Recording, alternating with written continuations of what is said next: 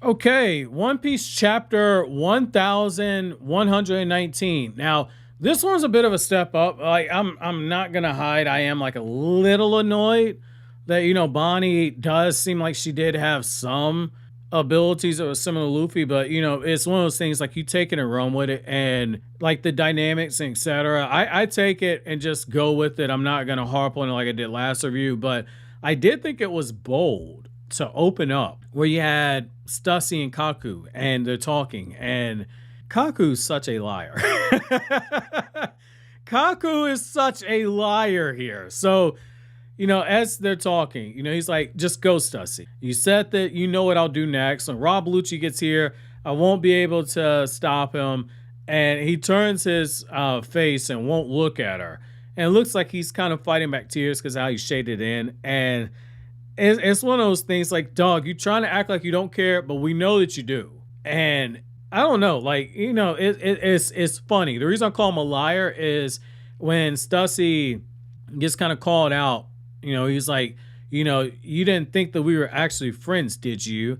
You're a cold-blooded colleague who I respect, but that's it. And it's like, if that's truly how you felt, you wouldn't be making the waterworks expression that you're doing right now. Like, that would not be happening if you thought that, hey, this is just a friend. You wouldn't be doing that. So it's like, it kind of makes sense in a way because you can't spend that much time with somebody and build relationships like that and then not end up getting attached at some point. It's just human nature. We're here to establish bonds and friendships. Like, we're not meant to go through life alone. And I did like seeing just that bit of a contrast in terms of, he's like, if Rob Lucci was here, that'd be a different story. And I do like that, it's just kind of showing more of the dynamics and doing it more so from another perspective. We get so much with the Straw Hats, and now we're seeing it here.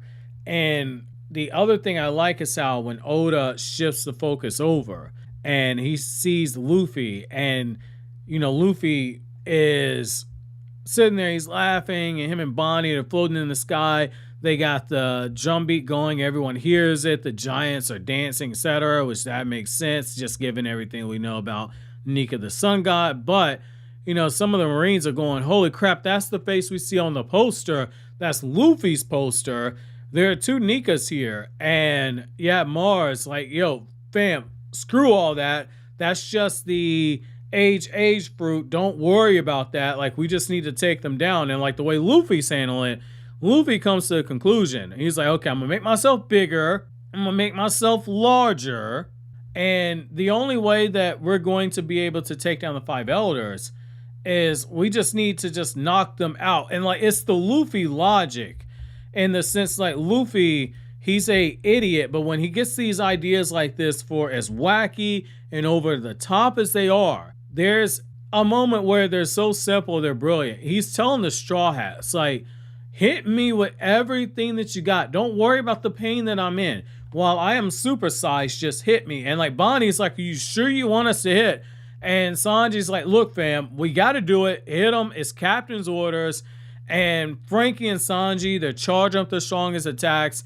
And I like how Oda mixes in some of the humor here, because like with Bonney, she's got the over-the-top expression that you normally get with the Gear 5. And then it's also hitting even harder just because that Bonney at the end of the day is a literal child. But then on the other side, yeah, Bonney, where she's going with the supersized Nika Memories right punch. And when she's punching into Luffy, you see the shading, so you know that she used Haki. And like, Luffy just makes this over the top expression, and it's like, dude, that hurt. And I like how, like, it's like Luffy knew this was gonna hurt, but he was like, dog, you use Haki, so it hurts even more. And like, Bonney makes the over the top expression, her eyes are popping out the head. And like, that whole thing is funny. And that's part of why I kind of just like said, I'm not even going to complain about it, because like the payoff is there. And in this moment, I don't think that Mars truly understood what it was that they were trying to do. But what ends up happening is like, they continue to just hit him with the attacks, attack after attack. And so when that happens, Luffy ends up using the Gum Gum no Mi Dawn Balloon attack. And it just sends Mars flying and completely out the picture, and it buys time. But again, that's one of those things where it's so simple, it's brilliant. You have to applaud Luffy. He's like, hey, like, until we figure out more on how to just take them down for good, physical attacks, they ain't really gonna work on them. But we don't need to beat them. We just need to get the hell away from them. And I like how, as that's happening, you have Dory and Brogy, and they're going like, look, man, stop dancing. We need to put these flames out. We need to get the hell out of here. And then as that's going on, you're getting the status update that like Usopp and Nami and them, they should be on their way. And then Atlas is kind of figured out like, we're being monitored at this point. But as that's happening, the Vegapunk transmission, it has continued and it picks up and we get various reactions. We first see Whole Cake Island. We also see Vivi and Morgan with the World Economic News. They're getting the information pulled in, and Vegapunk is talking about the secret meaning of D, but there's a chunk that was missing. And Oda's like, dog, like, you trolled us. I'm not mad at it because I get it. That's something you do want to kind of wait. Like, it's just, it does make me worry that if you kick the, I don't want to say the rabbit down the hole. What's the expression? When you kick the can this far down the road like this, people build up such high expectations that whatever it is that you say doesn't match the expectations that are building. So it can potentially be underwhelming. Like I trust Oda because at the end of the day, you can't craft a story that will go down as the modern day Odyssey for manga. You can't craft a story like this for this long and not put faith that the mangaka knows what they're doing.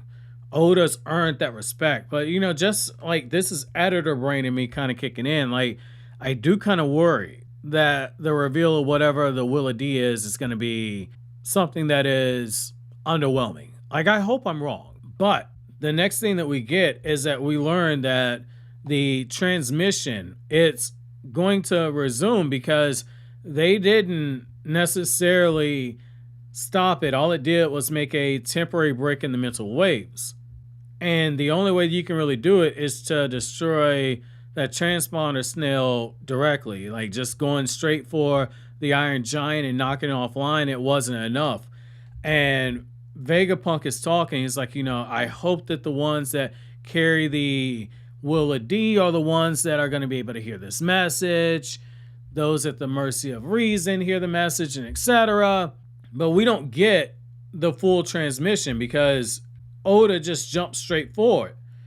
And that's where we start seeing Cyberpole members that are dropping. We see Seraphim dropping. They're all just falling downward. Looks like they're being sucked into the giant ship. And so the giants in this moment, they're using the oars and Luffy is punching away. And they're getting into the action. They're fighting. They're doing what they got to in order to battle back.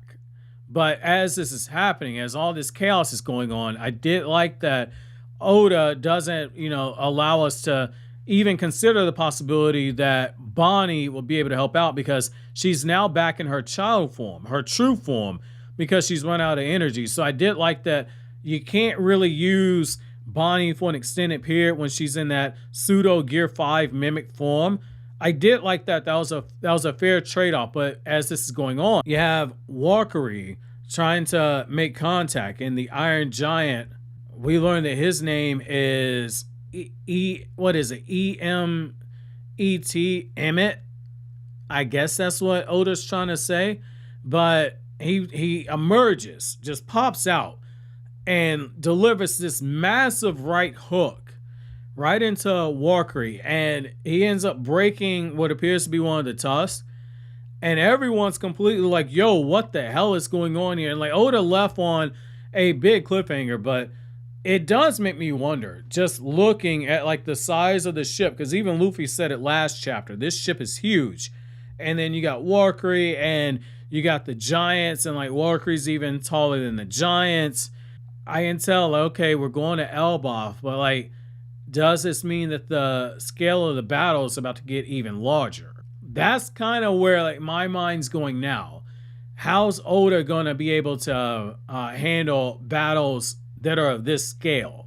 It does feel like we're definitely wrapping up Egghead, but now I'm curious to see how he handles everything with the giants. Because like we already saw Big Mom fight, so we have an idea. Big Mom and Kaido, those were some big motherfuckers. Don't get me wrong, but it does make me wonder, like, how are they gonna handle everything just being supersized?